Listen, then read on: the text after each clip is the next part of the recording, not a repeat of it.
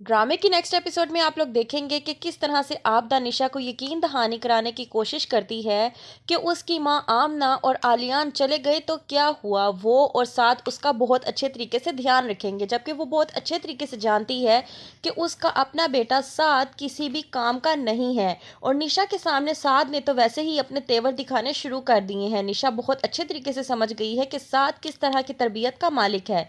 लेकिन आपदा निशा से कहती है कि तुम परेशान ना हो, मैं तुम्हारा बहुत ख्याल रखूंगी। और साथ वो तो तुमसे बेपनाह मोहब्बत करता है, और मैं आमना से ज़्यादा तुम्हारे नाज नखरे उठाऊंगी कि तुम अपनी माँ को बहुत जल्द भूल जाओगी। फिक्र मत करो, मैं तुमसे बहुत प्यार करूंगी। दूसरी तरफ आसिम और नेहा जाते हैं उसकी माँ की कब्र पर और उसके घर पर। वहीं पर अलमास पूछती है कि तुम कहाँ से आ रहे हो। तो आसिम कहता है कि हम आंटी के घर गए थे, आंटी का कुछ सामान था वो देखने के लिए, और मैंने सोचा कि कब्र पर जाकर फातिहा पढ़ी जाए।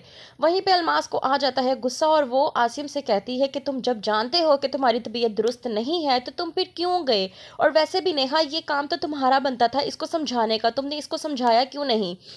वहीं पे आसिम कहता है कि नेहा ने तो मना किया था, मैंने ही जिद की थी, मैंने सोचा कि जाकर फातिहा पढ़ी जाए। वहीं पे अलमास जो कि समझ चुकी है कि ये सब कुछ सिर्फ और सिर्फ नेहा की वजह से ही हो रहा है। यहीं पे निशा ने लगाई होती है अपने कमरे में अपने भाई और अपनी माँ की पिक्चर। साद आता है और वो पिक्चर देखकर बहुत ज़्यादा गुस्से में आ जाता है और कहता है कि तुम्हारी हिम्मत कैसे हुई इस पिक्चर को इस दीवार पर लगाने की। इस दीवार पर मेरी और मेरी दोस्त की पिक्चर लगी हुई थी।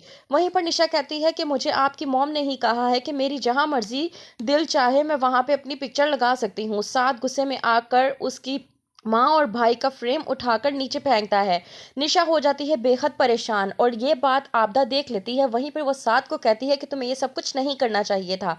साथ कहता है कि आपके कहने पे मैंने इस लड़की से शादी की, अब मैं मजीद इस लड़की को बर्दाश्त नहीं कर सकता। आप बहुत अच्छे तरीके से जानती हैं कि मैं ये रिश्ता क्यों निभा रहा हूँ, और अब मुझसे ये ड्रामेबाजी और चौंचले नहीं होते, तो बेहतर ये है कि जिसे आप लेकर आई हैं आप खुद इसे संभालें।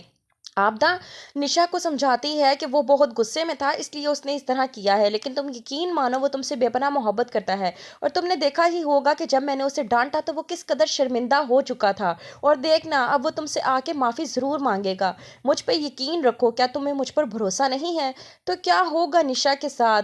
क्या उसकी ज़िंदगी हो चुकी है पूरी तरह से बर्बाद? क्या होगा आगे देखने के लिए देखते रहिए ड्रामा सीरियल दाव।